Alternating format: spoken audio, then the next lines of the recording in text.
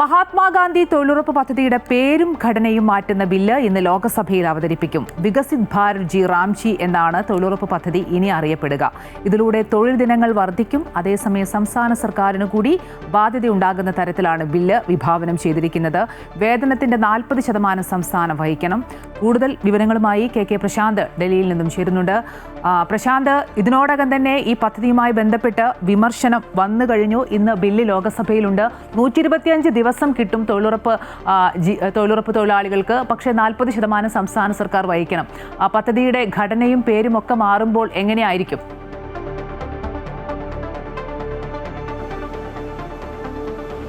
Good morning. നിലവിലുള്ള മഹാത്മാഗാന്ധി ഗ്രാമീണ തൊഴിലുറപ്പ് പദ്ധതി അത് 4 ഘട്ടങ്ങളായി 4 മേഖലകളായി തിരിച്ചുകൊണ്ടാണ് പുതിയ ബില്ല് വരുന്നത്. അതിൽ തന്നെ ജലസേചനമുണ്ട്, ഒപ്പം തന്നെ ഈ കാലാവസ്ഥാ വ്യതിയാനവുമായി ബന്ധപ്പെട്ടുള്ള പ്രവർത്തനങ്ങൾ, അതോടൊപ്പം തന്നെ മറ്റ് ഉപജീവന മാർഗങ്ങൾ, അതുപോലെ തന്നെ ഗ്രാമത്തിലെ മറ്റ് വികസന പ്രവർത്തനങ്ങൾ, ഈ തരത്തിൽ ക്രമീകരിച്ചുകൊണ്ടാണ് പുതിയ ബില്ല് വരുന്നത്. അതായത് ഒറ്റ പദ്ധതി എന്നുള്ളത് 4ആയി വിഭാവനം ചെയ്യുകയാണ് ചെയ്തത്. അതിന് ഉദ്ദേശം എന്ന് പറയുന്നത് ഓരോ മേഖലയിലെയും തൊഴിൽ ക്രമീകരിക്കുകയും ഇത്തരത്തിലുള്ള തൊഴിലാളികളെ ഒരു പദ്ധതിക്ക് കീഴിൽ മാത്രമായി ഒതുക്കാതെ അവരെ വേണ്ട വിധത്തിൽ ഉപയോഗിക്കുകയും ചെയ്യുക എന്നുള്ളതാണ് കേന്ദ്ര സർക്കാർ ഉദ്ദേശിക്കുന്നത്.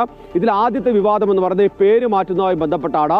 അത്തരത്തിലൊരു പേരിലേക്ക് വരുമ്പോൾ ആ പേരിൽ റാം ഉള്ളതാണ് പ്രധാനപ്പെട്ട കാര്യം. പക്ഷേ അതിലെ പ്രധാനപ്പെട്ട കാര്യം ഈ പേരുകളെല്ലാം തന്നെ ചുരുക്കപ്പേരുകളിലേക്ക് എത്തിക്കുന്നു എന്നുള്ളതാണ് പ്രധാനമായി കേന്ദ്ര സർക്കാർ വ്യക്തമാക്കുന്നത്.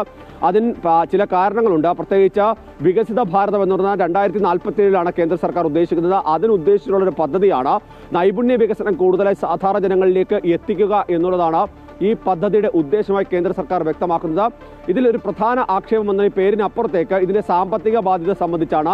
സാധാരണഗതിയിൽ ഇതുവരെ ഉണ്ടായിരുന്നത് നൈപുണ്യ വികസനവുമായി ബന്ധപ്പെട്ടല്ലാത്ത എല്ലാ തൊഴിലുകളുടെയും കൂലി വേതനം നൽകിക്കൊണ്ടിരുന്നത് കേന്ദ്ര സർക്കാരാണ് എന്നുള്ളതാണ്. 100% പണം അങ്ങനെ തന്നെയായിരുന്നു. അതിലാകെ കേന്ദ്ര സർക്കാരിന് ബാധ്യതയായി വന്നിരുന്നത് കേന്ദ്രഭരണ പ്രദേശങ്ങളിലേക്ക് തന്നെയായിരുന്നു. പക്ഷേ ഇപ്പോഴത്തെ ഒരു സാഹചര്യം എന്ന് പറയുന്നത് ഇതിൽ തന്നെ ചില മാറ്റങ്ങൾ വരുന്നു. 60% തുക കേന്ദ്രവും 40% തുക സംസ്ഥാന സർക്കാർ വഹിക്കണം എന്നുള്ളതാണ് പ്രധാനപ്പെട്ട കാര്യം. കേന്ദ്രഭരണ പ്രദേശങ്ങളിലേക്ക് വരുമ്പോഴാണ് അത് 100% വഹിക്കുന്നത്. മറ്റു ചില മേഖലകളിലേക്ക് വരുമ്പോൾ 10% മാത്രം അതിലകത്ത് സംസ്ഥാനങ്ങൾ വഹിച്ചാൽ മതിയാകും എന്നുള്ളതാണ് വ്യക്തമാക്കിയിട്ടുള്ളത്. ഇതുകൊണ്ട് തന്നെ അതായത് ഈ പദ്ധതിയുടെ തുക കേന്ദ്ര സർക്കാർ വകയിരുത്തുന്ന തുക വെട്ടിക്കുറയ്ക്കുകയാണ് എന്നുള്ളതൊരു വസ്തുത തന്നെയാണ്. ബാക്കിയെല്ലാം സംസ്ഥാനങ്ങളുടെ ചുമലിലേക്ക് വരും എന്നുള്ളതാണ് സംസ്ഥാന സർക്കാർ വ്യക്തമാക്കുന്നത്.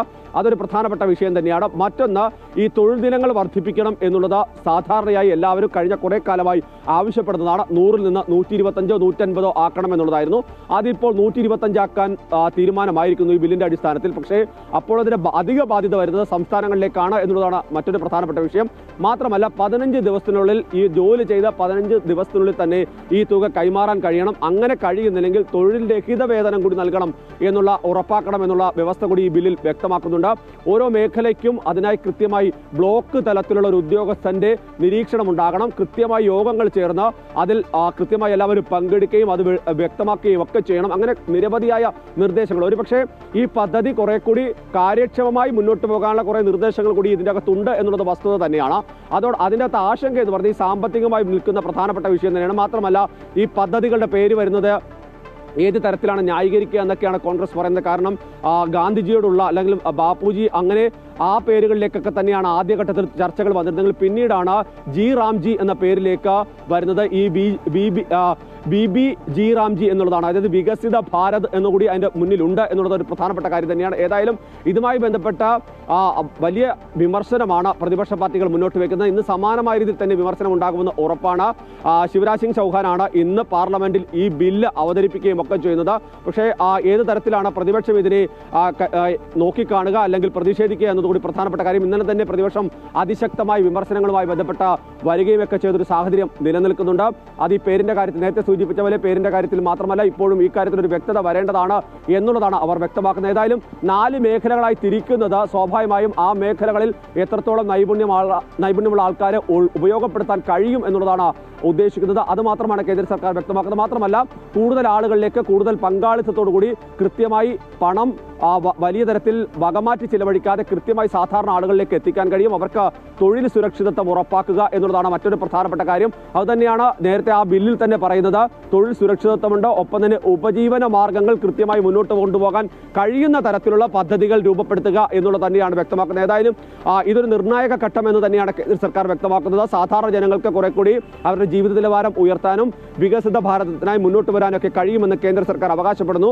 അതേസമയം തന്നെ നിലവിലുള്ള പദ്ധതികളെ അട്ടിമറിക്കുകയും സംസ്ഥാനങ്ങൾക്ക് കൂടുതൽ ഭാരമുണ്ടാകുന്ന തരത്തിലുള്ള നീക്കങ്ങളാണ് കേന്ദ്ര സർക്കാരിന്റെ ഭാഗത്തുണ്ടാകുന്നത്. അവർ ഉത്തരവാദിത്തത്തിൽ നിന്ന് മാറി നിൽക്കുകയാണെന്ന വിമർശനം സംസ്ഥാനങ്ങളും ഒപ്പം തന്നെ പ്രതിപക്ഷവും ഉന്നയിക്കുകയും ചെയ്യുന്നുണ്ട്. അമ്പിളി, ശരി. മഹാത്മാഗാന്ധി തൊഴിലുറപ്പ് പദ്ധതിയുടെ പേരും ഘടനയും മാറ്റുന്ന ബിൽ ഇന്ന് ലോക്സഭയിൽ അവതരിപ്പിക്കും. വികസിത് ഭാരത് ജി റാംജി എന്നാണ് തൊഴിലുറപ്പ് പദ്ധതി ഇനി അറിയപ്പെടുക. ഇതിലൂടെ തൊഴിൽ ദിനങ്ങൾ വർദ്ധിക്കും. അതോടൊപ്പം തന്നെ സംസ്ഥാന സർക്കാരിനും കൂടി സാമ്പത്തിക ബാധ്യത ഉണ്ടാകുന്ന ബില്ലിലടക്കം ഇന്ന് ലോക്സഭയിൽ പ്രതിപക്ഷം ഏത് രീതിയിലായിരിക്കും നിലപാട് സ്വീകരിക്കുക എന്നുള്ളതാണ് ഇനി അറിയേണ്ടത്. വിശദാംശങ്ങൾ നൽകുകയായിരുന്നു കെ പ്രശാന്ത്.